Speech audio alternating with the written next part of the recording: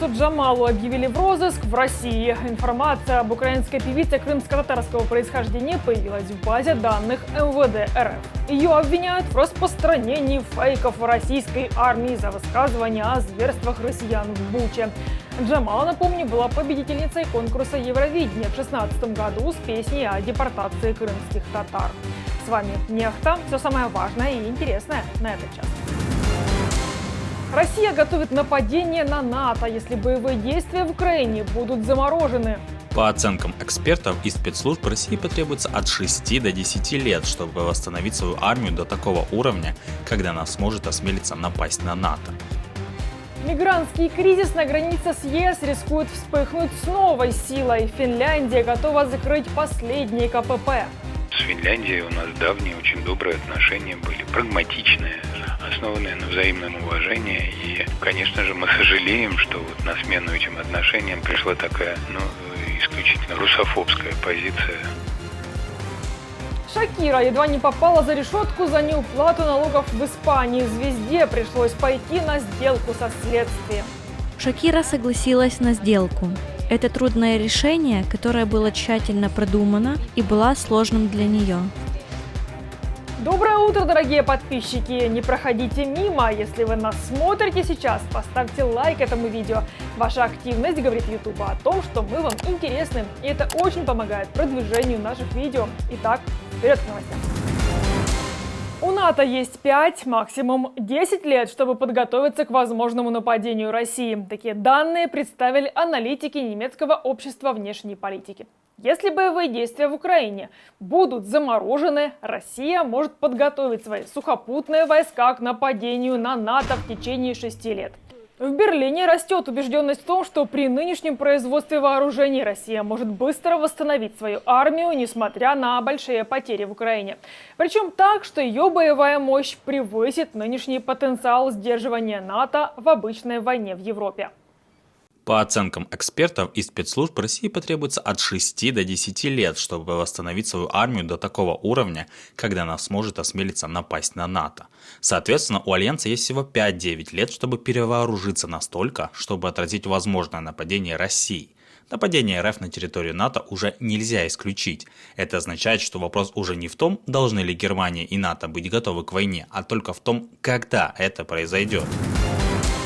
Дождливая погода замедляет боевые действия на фронте, пишет Институт изучения войны. Дожди и сырость уже мешают использованию бронетехники на некоторых направлениях на оккупированной территории. Украинские войска продолжают оборону Авдеевки и сохраняют инициативу на юге Украины. В частности, ВСУ контратаковали в районе Авдеевки и отбили позиции у села Степовое. Степовое – это село, которое находится к северу от Авдеевки, в северном секторе. Степовое практически примыкает к железной дороге, которая идет с Авдеевской промзоны, через Коксахим проходит. И россиянам удалось выйти на правую сторону от железной дороги, но не удалось там закрепиться. Поэтому их все действия, которые осуществлялись по правую сторону от железной дороги, они не имели какого-то там фундаментальной основы, они не имели какой-то возможности держать позиции основательно. И чтобы минимизировать угрозы для Степового, в случае, например, более мощного какого-то прорыва, мощного наступления, то есть идет речь о третьей волне наступления с механизированной компонентой, достаточно, которой сейчас ведется серьезная подготовка у российского командования. То есть, чтобы минимизировать какие-либо угрозы в этом вопросе, был осуществлен соответствующий контратакующий удар с, конечно же, и успехом. Россияне вынуждены были отойти к железной дороге, выйти уже за левую сторону от железной дороги, и сейчас боевое соприкосновение в окрестностях самого Степового, опять-таки подчеркну, оно буквально примыкает к железке, они сейчас минимизируют. В Киев приехала глава Пентагона Ллойд Остин. На повестке дня обеспечение украинской армии на зимний период и на будущее от российских угроз. С ним также прибыл генерал армии США Кристофер Кавли, верховный главнокомандующий Объединенными вооруженными силами НАТО в Европе и глава Европейского командования США. Как отмечает Рейтер, визит состоялся на фоне усиливающихся разногласий по поводу помощи Украине в американских законодательных органах.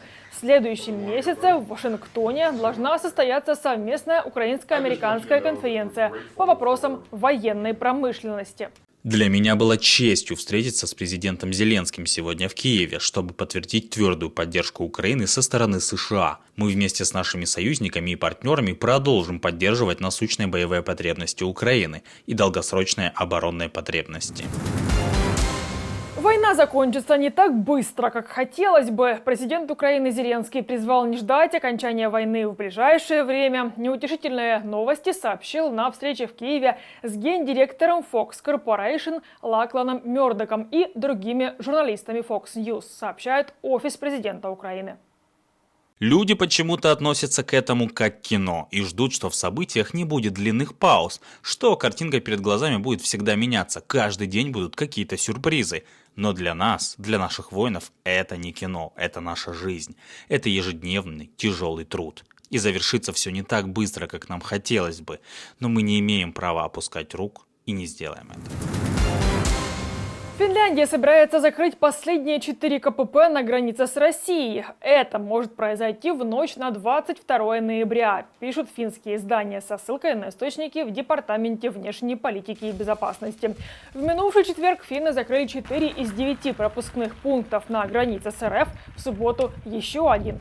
В Хельсинки объясняют такие меры возросшим числом мигрантов без визных документов, которые после пересечения границы просят убежище. Чтобы обсудить проблему, в Варшаве встретились президенты Польши и Финляндии. Анджей Дуда поделился опытом с финским коллегой Саули Ниинистё. На границе с Россией Финляндия переживает явление, аналогичное тому, с которым мы столкнулись в 2021 году. Другими словами, если говорить кратко, то это гибридная атака на финскую границу, которая осуществляется путем доставки групп мигрантов к границе. Это очень неприятная и сложная ситуация. Нам удается защищать границу, и мы последовательно делаем это в рамках наших европейских обязательств. Мы понимаем ситуацию, с которой сегодня столкнулась Финляндия. Мы понимаем решения, принятые финскими властями. И я заверил президента Финляндии в нашей поддержке и готовности оказать помощь. Ну а вот Россия вряд ли может повлиять на ситуацию с закрытием Финляндии оставшихся КПП на границе, сообщил род Путина Песков. Планы Финляндии не вызывают в Кремле ничего, кроме глубокого сожаления. С Финляндией у нас давние, очень добрые отношения были, прагматичные, основанные на взаимном уважении. И, конечно же, мы сожалеем, что вот на смену этим отношениям пришла такая, исключительно русофобская позиция, которую теперь стали придерживаться руководители этой страны. Естественно, погранпереходом пользуются те, кто имеет на это законное право. И в этом плане наши пограничники полностью соблюдают все свои служебные инструкции. А если пытаются найти какие-то надуманные причины, то здесь мы не приемлем такие обвинения в наш адрес. Шакира едва не попала за решетку за неуплату налогов в Испании. Колумбийской поп-звезде пришлось пойти на сделку со следствием. Изначально ее хотели осудить на 8 лет тюрьмы и 14,5 миллионов евро штрафа. Сошлись на 3 годах заключения, однако срок заменят на штраф в 7,3 миллиона евро. Судебное заседание в Барселоне продлилось около 5 минут. По данным следствия, в период с 2012 по 2014 год Шакира, которая на тот момент проживала в Барселоне, не уплатила 14,5 миллионов евро налогов. Обвинение считает, что она вывела деньги через подставные компании. Шакира согласилась на сделку. Это трудное решение, которое было тщательно продумано и было сложным для нее. Знаменитую фетровую шляпу Наполеона Бонапарта продали на аукционе в Фонтенбло почти за 2 миллиона евро. Это рекордная цена для головного убора императора.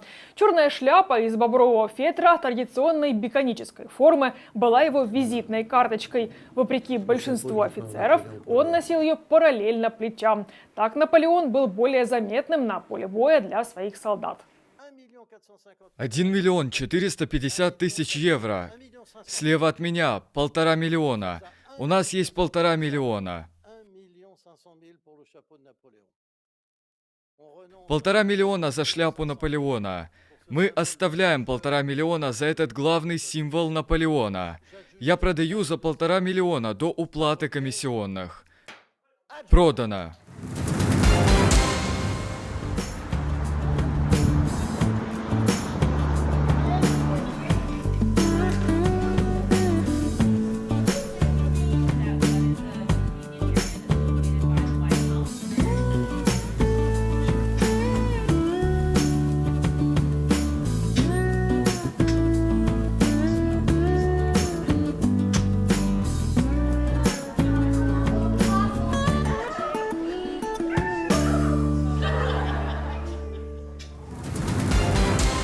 На этом ставлю точку. Благодарю, что были с нами. Если вы хотите получать информацию более оперативно, приглашаю присоединиться к нашей многомиллионной аудитории в Телеграме или Иксе.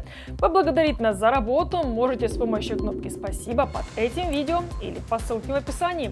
До новых встреч, хороших вам новостей. Слава Украине! Живе Беларусь!